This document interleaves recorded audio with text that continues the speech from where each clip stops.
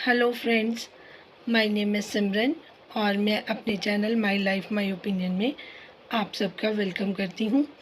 और साथ में मुझे जो अभी रिसेंटली चीज़ें हुई हैं उनके बारे में भी थोड़ी सी आपके साथ डिस्कस करना है, गुफ्तगू करनी है। जैसे कि मुस्तफ़ा के लिए बर्थडे अरेंज किया सितारा ने, सब लोग मिलजुल कर वहाँ पर एंजॉय करने के लिए गए। अपनी तरफ से सितारा के बहुत सारे एफ़र्ट्स वो जैसे डालती हैं उन्होंने वैसे डाले।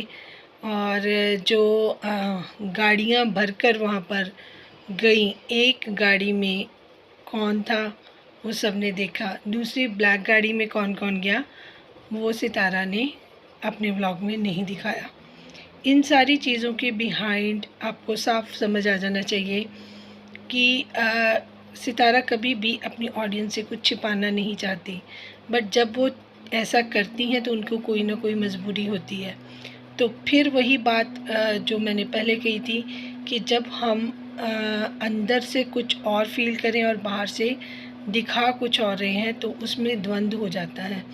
इन चीज़ों से बचाने के लिए ही मैंने बार बार सितारा को बोला था कि आप जो दिखाना चाहते हैं वो खुल के दिखाएं, आप जजमेंट से ना डरें। अब हम भी जैसे कोई मैं वीडियो बनाती हूँ तो लोग हमें भी जज कर सकते हैं, तो जजमेंट से नहीं डरना चाहिए। अगर कोई आपको जज करता है, क्रिटिसाइज़ करता है, किसी चीज़ के बारे में आपको मैसेजेस करता है जो आपके हिसाब से आपको नहीं सही लगते, बट उसमें अगर कोई चीज़ ठीक होती है तो आप उसको पिक कर सकते हो, क्योंकि सामने वाले लोग आपको बहुत प्यार करते हैं। आपको उनसे डरने की कोई ज़रूरत नहीं है। जो आपके सब्सक्राइबर हैं, जिनके चैनल भी नहीं हैं, जो ऑडियंस आपके साथ जुड़ी हुई है, वो सब आपके वेल विशर्स हैं और उनसे आपको घबराने की, डरने की कोई ज़रूरत नहीं है। आपको खुलकर अपने जो व्लॉग में दिखाना है, बताना है, आप वो सारी चीज़ों को बता सकते हैं।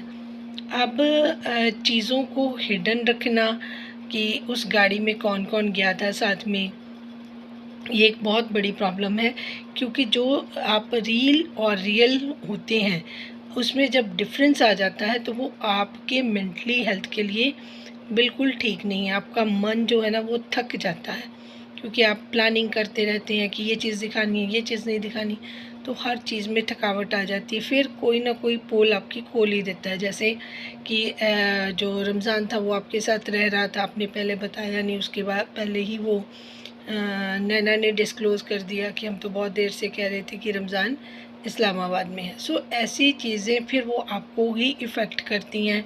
लोग आपसे पूछते हैं कि आपने ऐसा क्यों किया, आप झूठ बोलती हैं, हेटर्स को मौका मिलता है, वो तो इल्ज़ामात ही आप पर लगा देते हैं। तो इन सारी चीज़ों से आपको अब अवॉइड करनी है, आपको इन चीज़ों को नहीं करना है। देखिए, जो आप दिखा सकती हैं, आप जिन लोगों को आपको उनको ही अपने साथ लेके जाना चाहिए। ये नहीं कि चलो ऑडियंस को नहीं दिखाना या नहीं किसी को पता चलेगा, तो वो चीज़ें आप प्लीज़ मत करें। और दूसरी चीज़ मैंने साजिद भाई को ये बोलनी थी कि देखिए, जो हमारे लिए कुछ रिश्ते ऐसे होते हैं, अहम होते हैं, और कई रिश्तों के लिए हम अहम होते हैं। जो आपका रिश्ता है कौसर के साथ, वो आपके लिए बहुत अहम है। लेकिन दूसरी तरफ अगर हम देखें, सेक्रीफाइस तो सिर्फ आप ही ने किए। आपने अपने 3 बच्चों के बावजूद, अपनी इतनी अच्छी वाइफ होने के बावजूद कौसर को सहारा दिया, उनको उनकी विश पूरी की, या वॉटएवर जैसे भी आप उसको लें। उधर से आपको कितना कोऑपरेट कर रही हैं वो भी सारी चीज़ें सब लोग देख रहे हैं। उनकी तरफ से सैक्रिफाइस नहीं, उनकी तरफ से दबाव, आपको प्रेशर है। आपके थंबनेल पे भी आपने साफ लिखा कि इब्राहिम की जो मदर हैं वो नाराज़ हो गई हैं, या वो जब आप वीडियो बनाते हैं, अपना व्लॉग बनाते हैं, उनको कैप्चर करते हैं घर में, वो जब दरवाज़ा खोलती हैं, वो अंदर जाती हैं, वो आपकी तरफ देखती नहीं, वो आपको मुंह बनाती हैं। ये सारी चीज़ें देखकर बड़ा अजीब सा फ़ील होता है कि जिस बंदी को इतना ज़्यादा इम्पोर्टेंस मिल रही है, उनकी जो फर्स्ट वाइफ है उसने पलकों पे बिठाया है, हस्बैंड इतना केयरिंग है, कहाँ से कहाँ तक ले आए हैं। जो चीज़ें आपके लक में भी नहीं थी, वो भी बाई चांस आपको सारी चीज़ें मिल गई हैं, फिर आप ब्लेस्ड हैं एक बेबी बॉय के साथ, तो इस टाइम आपको किसी चीज़ की कोई कमी नहीं है, तो आपको इस तरीके का बिहेवियर बिल्कुल सूट नहीं करता। बट कुछ लोग इस तरीके के होते हैं कि वो कभी ना चेंज होने वाले होते हैं, तो ऐसे लोगों को थोड़ा सा कंट्रोल में रखना उनके हिसाब से बहुत ज़रूरी हो जाता है, क्योंकि अगर आप उनके पीछे लगे रहेंगे तो वो तो आपको मतलब तोड़ मरोड़ कर रख देंगे। और अगर आपके साथ ऐसा होता है तो आपके साथ जो जुड़े हुए लोग हैं, आपकी दूसरी फैमिली है, उस पे भी इफ़ेक्ट बहुत ज़्यादा होता है।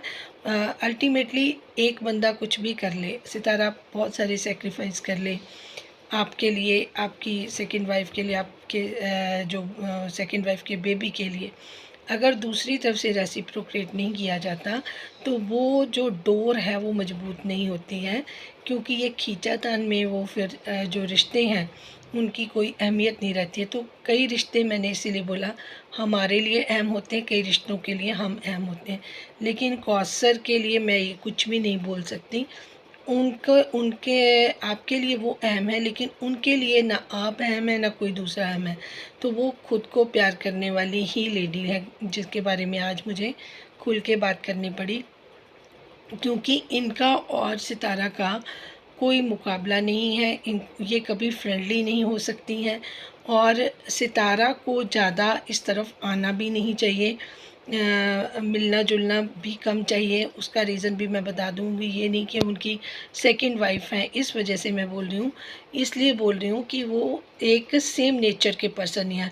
अगर ये सितारा की फ्रेंड भी होती तो इनके साथ फ्रेंडशिप चल ही नहीं सकती थी, ठीक है। अगर कोई और रिश्ता होता तो भी वो रिश्ता नहीं चल सकता था, क्योंकि नेचर में बहुत ज़्यादा डिफरेंस है। वो सबने देखा है, ज़मीन आसमान का फ़र्क है। लेकिन कहीं पे थोड़ा सा भी इंसान बदलने को अपनी कोशिश करे, या मन में ये लगा ले कि इसने मेरे लिए इतना कुछ किया है, अगर एक दिन हस्बैंड मेरा उसकी बेटी के लिए या किसी के लिए, आपको वैसे वो क्लैरिफिकेशन देना भी नहीं बनता था, क्योंकि आप रोज़ यहाँ रह रहे हैं। अगर एक दिन आप दूसरे घर में रह गए तो कोई आसमान नीचे नहीं गिर सकता था। उसके लिए भी उन्होंने जो जिस तरीके से बिहेवियर दिखाया, आपने कैप्चर किया, आपने भी लोगों को बताने की कोशिश की कि आप भी जकड़े हुए हैं, आप भी प्रेशर में हैं। तो मैं समझ सकती हूँ आपकी जो पोजीशन है, क्योंकि देखिए मैं एक चीज़ आज सबके लिए बोलूँगी, जब भी आप ज़िंदगी में डिसीज़न लें, कोई भी फ़ैसला आप करें, जब आप फ़ैसला लेते हैं तो आप बहुत खुश हो जाते हैं उसके बेनिफिट्स, उसके फ़ायदे सोचकर। लेकिन आप कुछ देर के लिए जब भी कोई फ़ैसला लेना हो तो उसके नुकसान के बारे में कोई भी नहीं सोचता। उसके बारे में भी आपको 10 मिनट सोचना चाहिए। सपोज़ करिए कि आपने एक काम वाली ही अपने घर में मेड रखी है, एग्ज़ाम्पल दे रही हूँ। आपको उसके फ़ायदे नज़र आएँगे, चलो वो ये काम कर देगी, हमें आराम हो जाएगा, हम उसके बदले में दूसरा काम कर लेंगे, या एक एग्ज़ाम्पल की तरह। बट आप दूसरी तरफ ये कभी नहीं सोचते कि हमारी प्राइवेसी चली जाएगी, ठीक है। हमें अपनी आज़ादी, जो हम अपने घर में जिस तरीके से मर्ज़ी बात कर सकते हैं फ़ोन पे, अपने रिश्तेदारों से बात कर सकते हैं, या हम जिस तरीके से रह सकते हैं, अपनी कोई ज़िंदगी जी सकते हैं अच्छे से, वो चीज़ें अगर हम परमानेंट मेड या कोई ऐसा बंदा रख लेते हैं तो उसके बाद थोड़ी सी वो चेंज होती है, हमारी लाइफ पे बहुत इम्पैक्ट पड़ता है। अगर हम उनको सितारा की तरह ज़्यादा खुल दे देते हैं तो और भी ज़्यादा हमारे लिए मुश्किलात पैदा हो जाती हैं, क्योंकि वो लोग जो हम जिस तरीके से जी रहे हैं अपने लाइफ को भी उस तरीके की बनाने की होड़ में लग जाते हैं। होड़ का मतलब, अगर ये इस तरीके से है, अगर इन्होंने ईद पे नए कपड़े लिए हैं या इन्होंने ये अपने लिए मंगवाया तो वो चीज़ें हमारे लिए भी हों। तो वो सर्वेंट वाली उनको वो जो होती है ना, वो चीज़ एक बीच में जो मैं कहना चाहती थी कि हमें एक डिस्टेंस मेंटेन करना वेरी वेरी इम्पॉर्टेंट है। अब आ जाते हैं कौसर की तरफ। कौसर की तो चलो एक पार्ट ऑफ लाइफ है साजिद भाई के, लेकिन उनको भी थोड़ा सा उनको कंट्रोल करना पड़ेगा, हर चीज़ में उनके पीछे पीछे नहीं भागना। उनको बताना है कि ये मेरी ड्यूटीज़ हैं, ये मुझे पूरी करनी पड़ेंगी, ठीक है। क्योंकि आप ही घर के जो इनके मेन पर्सन हो, आपने चीज़ें हैंडल करनी है। आप उनको बोलिए कि आपकी ये नाराज़गी, ये चीज़ें बिल्कुल बेमानी है। अगर आप उनसे बैठकर बात करेंगे, उनको समझाएंगे तो मे बी चीज़ें कुछ फ़र्क पड़े। अगर आप उनको मनाते, उनके पीछे पीछे लगे रहेंगे तो ये चीज़ें बढ़ती जाएंगी और सफ़र कोई दूसरी फैमिली करेगी जिसका कोई कसूर ही नहीं है, जो आपके कहने के अनुसार चल रही है, जो आपको खुश रखने की कोशिश करी है, तो नुकसान उस फैमिली का होगा, करेगा कोई और भरेगा कोई। तो इन चीज़ों को भी आपको ही देखना होगा। जैसे जब आपने शादी का फ़ैसला लिया होगा, आपने ये सोचा होगा चलो कौसर की लाइफ अच्छी हो जाएगी, या इसने मेरे लिए इतना इंतज़ार किया, या पता नहीं है ना, हमारे में तो ये जायज़ है। लेकिन आपने इसके नुकसान नहीं सोचे कि जब मेरे बच्चे बड़े होंगे या सोसाइटी में मेरे को किस तरीके से देखा जाएगा। अगर मैं वैसे सोच रही थी कि अगर दिलबर को छोड़ के, दिलबर और साजिद भाई को छोड़कर इनकी पूरी फैमिली को मैंने देखा, तो उसमें किसी की सेकंड मैरिज नहीं हुई है। इनकी जो सितारा की मदर की भी जो हुई है, एक बार पहले उनका डिवोर्स हुआ, फिर उनके हस्बैंड की डेथ हुई। उसके अलावा उनके जो हालातों के अलावा, जब उनके हालात इस तरीके से, किसी ने शादी नहीं की, या फिर इसकी दिलबर की मदर की, ठीक है। बाकी अगर हम बाबर को देख लें, नैना को, मतलब नैना की भी चलो सेकंड हुई है, इन सारे लोगों के हालातों की वजह से हुई है। हस्बैंड छूटा है तब शादी की है, लेकिन किसी ने एक हस्बैंड के होते हुए दूसरी एक वाइफ के होते हुए दूसरी शादी नहीं की। मतलब सबके एक एक अभी हस्बैंड वाइफ ही हमें जो देखने को मिल रहे हैं। तो अगर हम ये कि पाकिस्तान का कल्चर ऐसा है या ऐसा ऊँचा है, तो वो सिर्फ सितारा की किस्मत के लिए ही था, मैं ये सोच रही थी। क्योंकि बाकी हम जैसे 4 सिस्टर व्लॉग्स हैं, फ़ारूक यासीन है, इन सब की तो लाइफ में 2-2 वाइफ्स नहीं हैं। जो इनके जो साजिद भाई के भाई हैं, सबकी एक-एक वाइफ है, ठीक है। फिर आगे जिस तरीके से हम देख रहे हैं, सब मतलब इतना ज़्यादा वो नहीं है कि हर घर में हम देख रहे हैं कि 2-2 4-4 शादियाँ लोग करके बैठे हुए हैं। तो इतना भी ज़्यादा कल्चर नहीं है जिसकी आड़ में लोग ये कहते हैं कि हमारे तो जी पाकिस्तान में ये चलता है। तो उसके आप नुकसान जब डिसीज़न लेते हैं तो ये भी सोचे करो। फ़ायदे तो आपको नज़र आ जाते हैं, लेकिन आप नुकसान की तरफ नहीं देखते। तो ये मेरा मैसेज उन सब लोगों के लिए भी है, जो मेरे व्यूअर्स हैं, जो समझते हैं, उनको भी है। आपने कोई भी काम करना है, कोई डिसीज़न लेना है कि हम ये कर लेंगे, तो मन में बड़ा चाव होता है, खुश होते हैं अगर हमें लगता है कि ये काम करेंगे तो ऐसा है। लेकिन उस काम करने से हमें कोई भी एक बार ज़रूर सोचना होता है कि अगर ये काम करेंगे तो इससे कोई हमें नुकसान तो नहीं होगा, या उसके नुकसानों का जायज़ा लेना भी हमारे लिए बहुत इम्पॉर्टेंट है। कहीं शांत बैठ के अगर हम उसका एनालाइज़ भी कर लें तो हमें डिसीज़न मेकिंग में बहुत फ़र्क पड़ता है। कई चीज़ें हम पहले से ही तय कर लेते हैं। जैसे शादी के पहले हम ये चीज़ें तय कर लें, लिख लें कि जिसके जो राइट है वो उसको मिलेंगे। अब तो यहाँ पर मतलब कह सकते हैं कि पता ही नहीं चल रहा कि कौन किसके लिए ज़्यादा कर रहा है, किसका हक ज़्यादा बन रहा है, किसका कम बन रहा है। इक्वलिटी की तो बात ही कहीं नहीं जा सकती। तो हर रोज़ एक मतलब बहाने के साथ ज़िंदगी नहीं चल सकती। हमें अपने लिए कुछ ना कुछ फ़ैसले करने होते हैं। कुछ फ़ैसले हमारे ऐसे हैं, अगर हम टाइम पे नहीं करेंगे तो हमें और बहुत ज़्यादा पछताना पड़ सकता है। अब बात कर लेती हूँ मैं सितारा की, जो इस टाइम की सिचुएशन है। एक पिक्चर भी है जो हमें सब कुछ बता रही है, थंबनेल पे जो लगी है। दोनों वाइफ़ सितारा और कौसर चेयर पर बैठे हैं।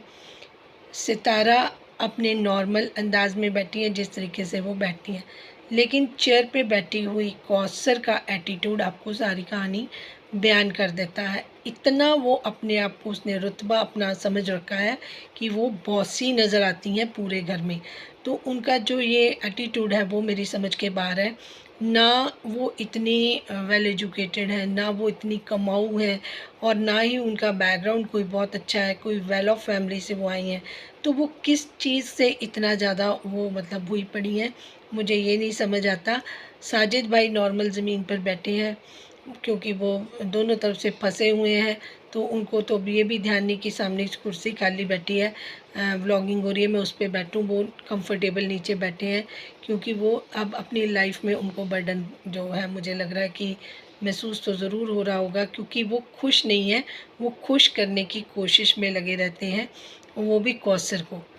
दूसरी पार्टी को तो वो देख भी नहीं रहे थे। हाँ, उनको ये रिस्पॉन्सिबिलिटी लगती है दूसरी जो सितारा है और जो उनकी कौसर है, उनको वो खुश करने में लगे रहते हैं। तो हम किसी को खुश करने में लगे रहें और हम खुद खुश हों, उसमें बहुत ज़्यादा डिफरेंस होता है साजिद भाई। आपने शादी ये किसी को खुश करने के लिए की थी या अपनी खुशी के लिए की थी, इसका एनालाइज़ कीजिए। अगर आपने ये अपनी खुशी के लिए की थी, तब आपको उनको समझाना होगा कि ये हमारी म्यूचुअल अंडरस्टैंडिंग है, उसके बिना घर नहीं चलेगा। एक इंसान आपके लिए इतना कुछ करी जा रहा है, तो उसके लिए आपको रिस्पेक्ट तो होनी चाहिए। आप उनके घर में गए हो, मुंह बना के बैठ रहे हो, जब आपको कुछ लेना होता है या सितारा फटाफट लेके आई कि इब्राहिम के लिए मैं ड्रेस लेके आऊँ, तब आपके फेस पे थोड़ा सा फ़र्क पड़ा। अदरवाइज़ आप अपना मुंह फुलाकर वहाँ पर सितारा के घर पर आकर बैठी रहीं, जिसकी वजह से आपकी लाइफ चेंज हो गई है। अदरवाइज़ आपको साजिद भाई चाह के भी इतनी सारी फैसिलिटीज़ नहीं दे पाते जितनी आपको सितारा की वजह से मिल रही हैं।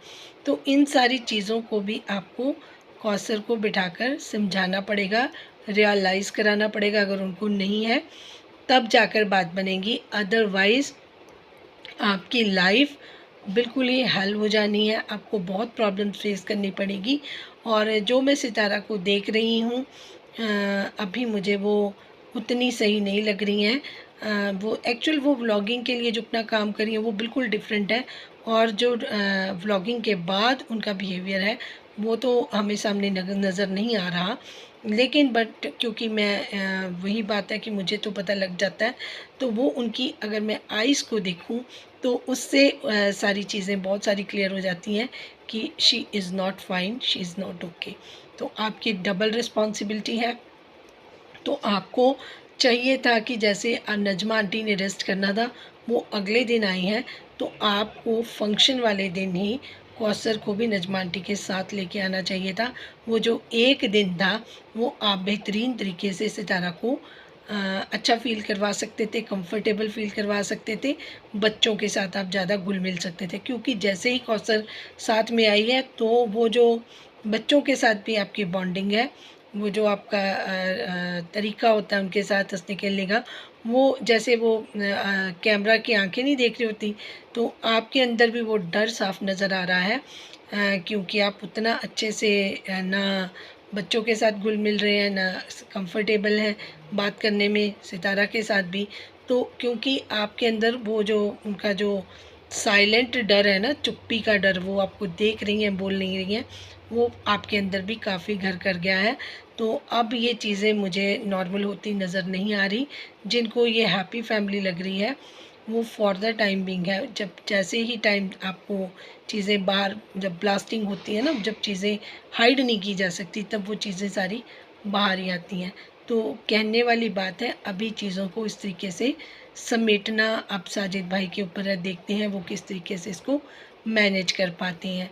Thank you so much for watching. जिनको मेरी बात ठीक लगी है वो अपनी राय का इजहार ज़रूर करें, और इसके अलावा लाइक सब्सक्राइब शेयर भी ज़रूर करें। और इसी मंथ में मेरा बर्थडे भी है, कुछ कमिंग स्टेज में 10th ऑफ मई को। तो उस दिन के लिए मैं देखती हूँ कि मैं क्या स्पेशल करूँगी और कितना आपसे शेयर कर पाऊँगी, क्योंकि इस दिन के लिए मैं कुछ अपने पूरे साल के लिए अपने कुछ बना लेती हूँ कि मुझे ये काम करने हैं, ये नहीं करने, कुछ प्रायोरिटीज़ देती हूँ कुछ कामों को। तो अगर मैं वो मेंटेन करती हूँ वो भी आपसे शेयर करूँगी। और एक अपने लिए अच्छी सी ड्रेस भी लेती हूँ हर साल, और वो भी आपको दिखाऊँगी, वो भी आपके साथ शेयर करूँगी। Thank you so much for watching.